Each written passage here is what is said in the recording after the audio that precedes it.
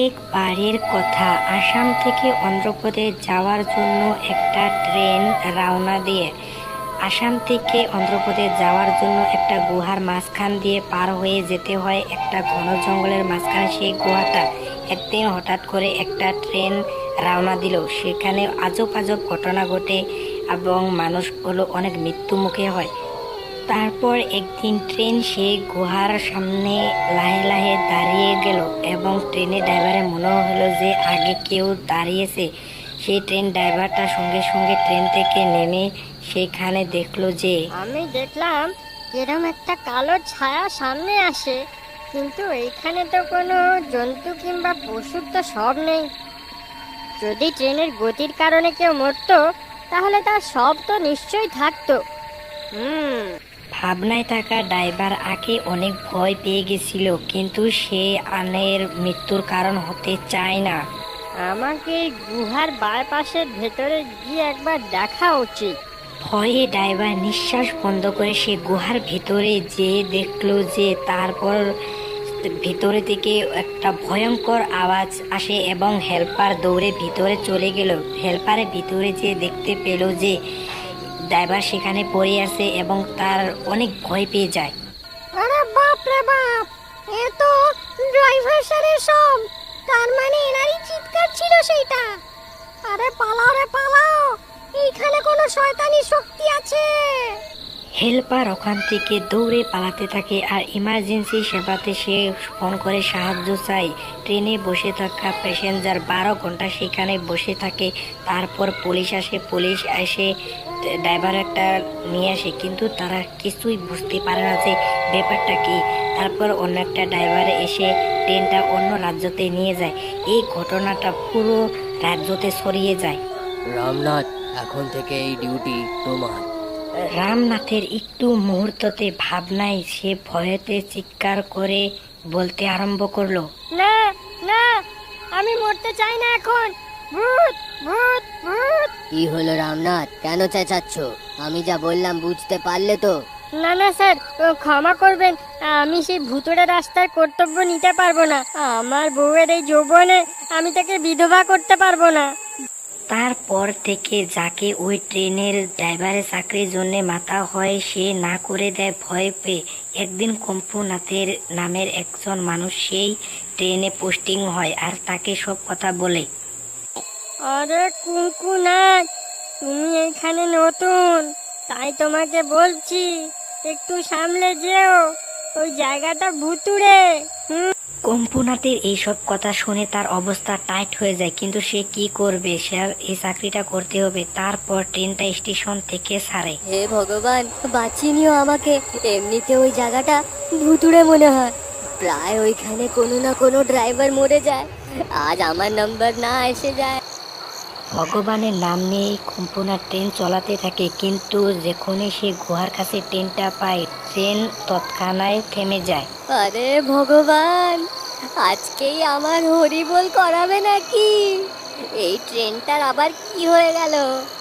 এ আমার প্রাণ নিয়েই ছাড়বে আজকে। আরে রামু, তুই কোথাকার হেল্পার রে, যখন সাহায্যই করছো না? দাদা, আপনি গিয়েই দেখে নিন একবার যে ট্রেনটা কেন থেমেছে। চল চল, ঠিক আছে, আমাকে দেখতে দে। কুম্ভনাথ নেমে ট্রেনের আশেপাশে দেখে এইখানে তো কিছুও নেই, স্টাফও নেই কোনো, গাড়ি থেমে গেল কেন? তারপর সে গুহার ভিতরে ঢুকে দেখে যে সে কিছু আবছা দেখতে পায়। কে কে ওইখানে, ওই অন্ধকারে কে? কম্ভনাথ এগিয়ে যায়, দেখে যে সেইখানে একটা ভয়ঙ্কর ভূত। সে দেখে অনেক ভয় পেয়ে যায়। কম্ভনাথকে দেখে সেই ভূতটা কম্ভনাথের দিকে এগিয়ে আসে। শেষ অবধি তুই এসে গেলি। ভূত ভূত, কেউ বাঁচাও বাঁচাও। কিন্তু কম্ভনাথের চিৎকার কেউ শুনতে পারে না। আমাকে মেরো না, আমি আমি তোমার কি ক্ষতি করেছি? প্লিজ আমাকে মেরো না। আমাকে টিটিরা এই কাজ জবরদস্তি দিয়ে দিয়েছে, আমাকে ছেড়ে দাও। ট্রেন ড্রাইভার, সবাই মারা যাবে।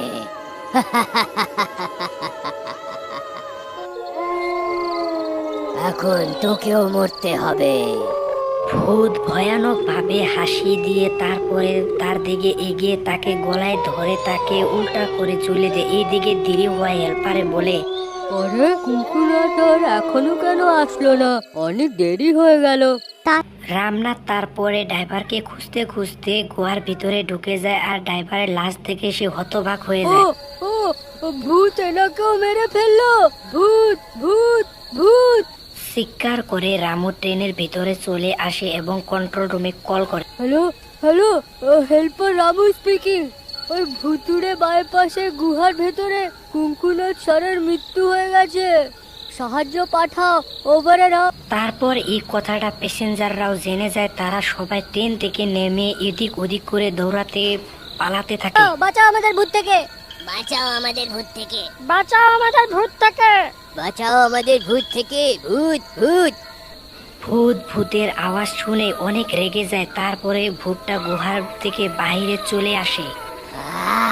কে এখানে যে আমার হাতে মরতে চায়? কেন আমার হাতে মরতে চাস তুই? ভূতকে দেখে হেল্পার এবং প্যাসেঞ্জাররা সবাই চিৎকার করে এবং এদিক ওদিক করে সবাই পালাতে থাকে। চিৎকার করো না, আমাকে জোর করো না তোমার উপরে আক্রমণ করার জন্য। রামু এইসব দেখতে থাকে। এই ভূত এখনো কাউকে মারেনি কেন?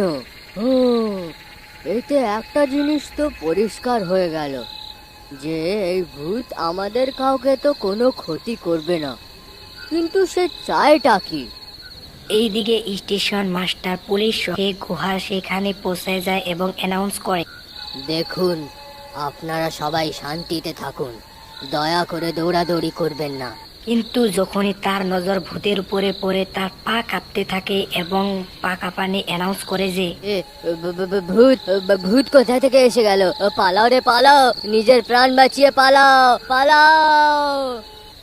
এইসব দেখে ভূতে অনেক রেগে যায় এবং সবাইকে উঠিয়ে উঠিয়ে তখন ডলিয়ে দিতে আরম্ভ করে। তখনই রামু স্পিকারটি নিয়ে অ্যানাউন্স করে যে দয়া করে শান্তি রাখুন, এই ভূত কাউকে কোনো ক্ষতি করবে না। ভূত মশাই, আপনিও থেমে যান। রামুর আওয়াজ শুনে সবাই শান্ত হয়ে যায়। তারপর ভূতের সঙ্গে কথা বলার চেষ্টা করে। তুই বুদ্ধিমান মনে হচ্ছিস এদের মধ্যে, এরা সবাই তো আমার মাথা খারাপ করে দিল। কিন্তু আপনি চানটা কি? আমি দেখলাম আপনি শুধু ড্রাইভারদেরকেই মারেন, এরম কেন? আমি কোনো ট্রেন ড্রাইভারদের ছাড়বো না, এরা সবাই মারা যাবে। কিন্তু কেন? ওরা কি ক্ষতি করেছে আপনার? আমার মৃত্যু ট্রেনের গতির জন্য হয়েছিল, আমার পুরো পরিবার ট্রেনের গতির জন্য মারা গেছিল। যদি সেদিন ড্রাইভার ঠিক সময়ে ব্রেক দিয়ে দিত তাহলে আজ আমি আমার পরিবারের সঙ্গে থাকতাম, কিন্তু এখন কোনো ড্রাইভার বাঁচবে না।